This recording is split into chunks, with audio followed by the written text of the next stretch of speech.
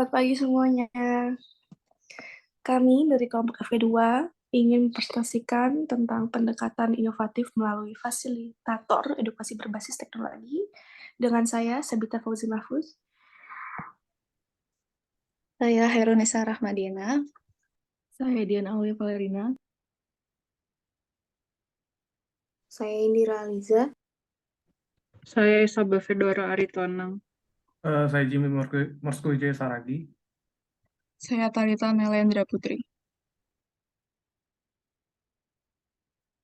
Pada kesempatan kali ini, kelompok kami akan mempresentasikan hasil PKM kami, yaitu pendekatan inovatif melalui fasilitator edukasi berbasis teknologi. Nah, selanjutnya akan dijelaskan oleh Talita. Untuk bagian latar belakang dan tujuan dari proposal kami ini, jadi kecelakaan lalu lintas dapat disebabkan oleh berbagai faktor seperti ketidaktahuan akan peraturan lalu lintas, kurangnya kesadaran akan potensi bahaya, dan perilaku berkendara yang tidak aman. Jadi pentingnya pendidikan keselamatan jalan tidak boleh lagi diremehkan.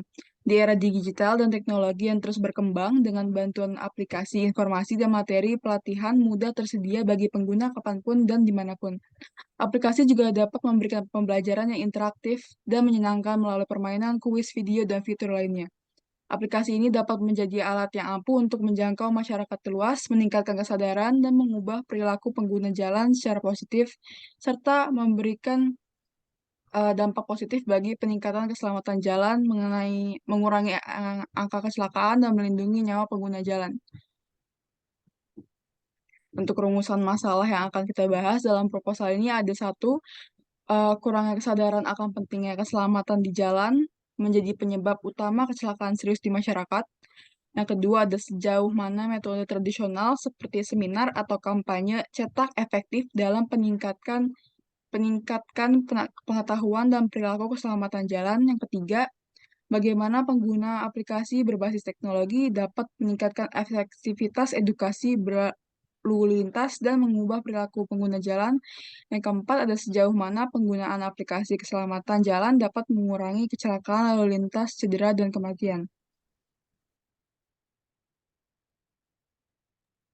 Kemudian luaran diharapkan. Pertama, berkurangnya kecelakaan lalu lintas. Yang kedua, meningkatnya kesadaran masyarakat akan keselamatan lalu lintas. Yang ketiga, perubahan perilaku berkendara. Yang keempat, peningkatan keterampilan berkendara. Dan yang terakhir, dampak sosial yang lebih luas lagi. Next.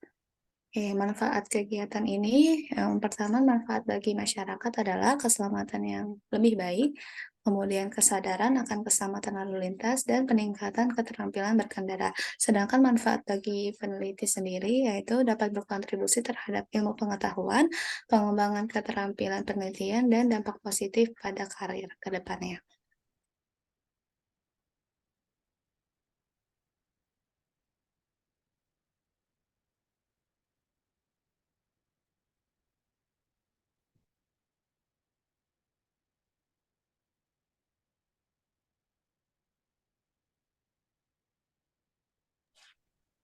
Gambaran umum rencana usaha.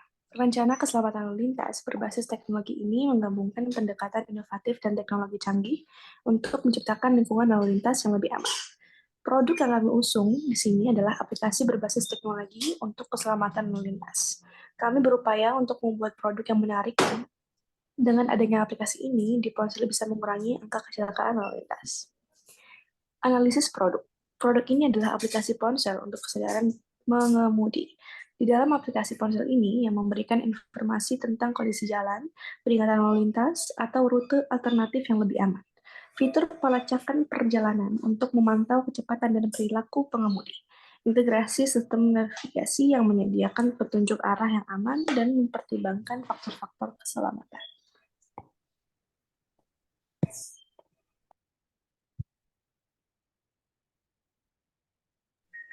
Yang selanjutnya adalah analisis pemasaran. Analisis pemasaran produk aplikasi berbasis teknologi untuk keselamatan lalu lintas melibatkan penilaian terhadap faktor-faktor yang mempengaruhi penerimaan dan adopsi aplikasi tersebut oleh para pengguna. Ada beberapa elemen yang perlu dipertimbangkan dalam analisis pemasaran produk. Nah, berikut adalah hal yang akan kami kembangkan. Yang pertama yaitu target pasar. Dari hasil pengamatan yang sudah kami lakukan, target pasar yang kami tetapkan adalah yang pertama pengemudi pribadi, yaitu mencakup pengemudi mobil maupun motor yang sering berada di jalan raya. Yang kedua adalah pengguna transportasi umum, dan yang ketiga adalah pemerintah dan otoritas lalu lintas. Eh, Elemen yang kedua adalah kebutuhan pasar, yaitu Jakarta termasuk wilayah yang padat oleh segala jenis transportasinya, dimulai dari transportasi milik pribadi seperti mobil, sepeda, dan sepeda motor, maupun transportasi umum seperti bus. Dengan dibuatnya aplikasi berbasis teknologi untuk keselamatan lalu lintas ini akan mempermudah mereka, para pengendara, bahkan para pengguna jalan agar selalu mematuhi aturan lalu lintas yang ada agar dapat terhindar dari kecelakaan lalu lintas. Elemen yang ketiga adalah mengadaptasi perubahan sesuai selera. Rasa ketertarikan pengguna dalam mengunduh aplikasi berasal dari kemenarikan aplikasi itu sendiri. Oleh karena itu, kami mengusulkan agar membuat aplikasi yang menyenangkan dengan sistem UI UX yang baik sehingga para pengguna akan merasa nyaman dalam menggunakan aplikasi berbasis teknologi untuk keselamatan lalu lintas ini.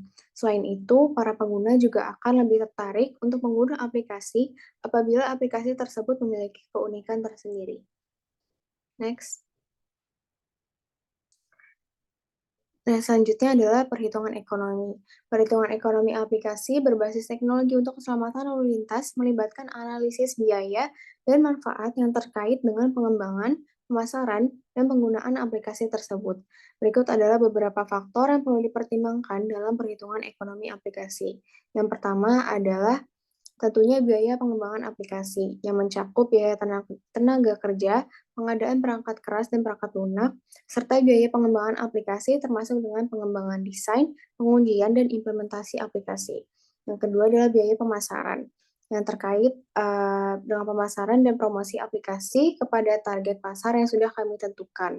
Hal ini meliputi biaya iklan, kampanye pemasaran, kegiatan promosi, dan upaya branding untuk meningkatkan kesadaran dan adopsi aplikasi.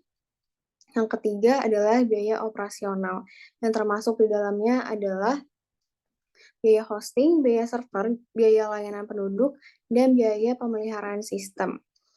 Untuk menjaga operasional aplikasi, termasuk pemeliharaan, pembaruan, dukungan pengguna, dan juga infrastruktur teknologi yang diperlukan. Yang keempat adalah pendapatan. Hal tersebut meliputi iklan dalam aplikasi, biaya berlangganan, atau model bisnis lainnya. Pendapatan ini perlu dinilai berdasarkan estimasi jumlah pengguna, tingkat adopsi, dan strategi monetarisasi yang diterapkan. Yang kelima adalah penghematan biaya. Misalnya dengan menggunakan aplikasi ini dapat membantu menghindari kemacetan dan mengurangi waktu perjalanan dan biaya bahan bakar, dan juga dapat meningkatkan pengemudi tentang kepatuhan aturan lalu lintas serta dapat mengurangi resiko pelanggaran dan denda.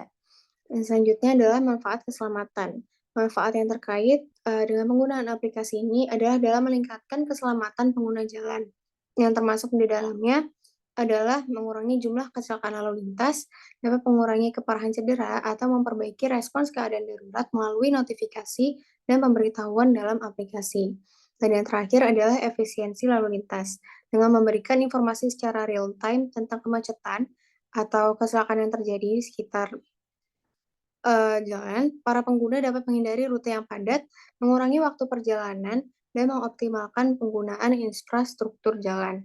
Hal ini akan memberikan manfaat bagi para pengguna aplikasi dalam meningkatkan efisiensi lalu lintas secara keseluruhan.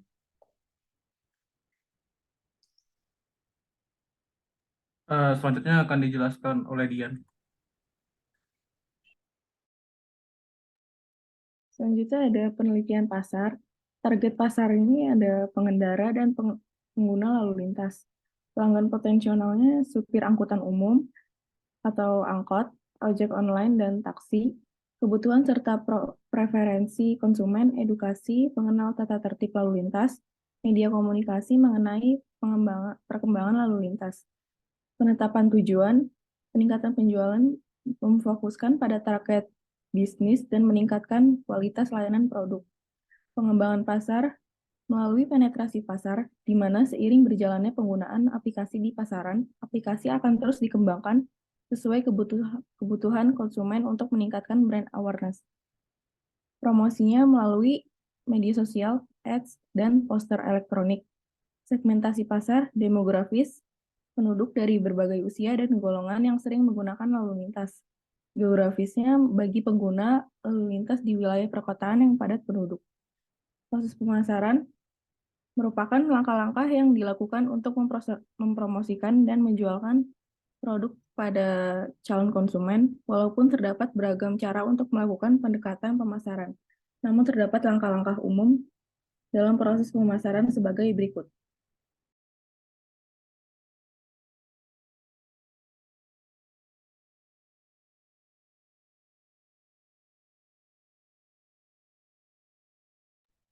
Rencana penerapan produk. Rancangan produk ini berlandaskan inovasi teknologi dikarenakan dekatnya aspek teknologi dengan masyarakat sosial. Penerapan rancangan produk ini diharapkan untuk diterapkan pada pengguna jalan yang memiliki akses telepon genggam pintar, dan pengendara atau pengguna jalan. Pada hakikatnya, aplikasi ini dibuat untuk mengubah kebiasaan buruk dalam mengendarai kendaraan ke dalam kebiasaan baik agar penggunaan lalu lintas menjadi lebih teratur dan terhindar dari hal-hal yang tidak diinginkan seperti kecelakaan.